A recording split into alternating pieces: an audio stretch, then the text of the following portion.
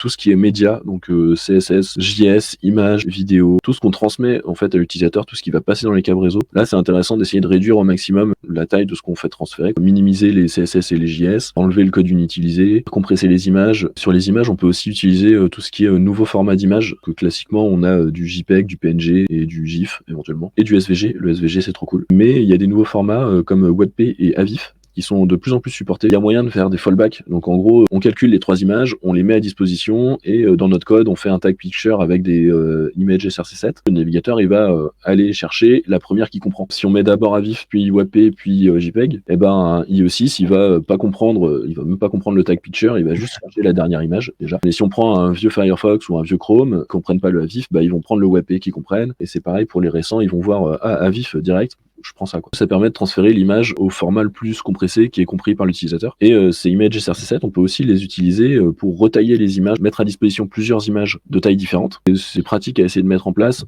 C'est pas compliqué à faire. Globalement, il faut juste se palucher une demi-journée de doc et puis c'est bon, on est OP sur tout ce qui est images et même vidéo. Mais après, c'est un réflexe à avoir sur tout ce qu'on fait.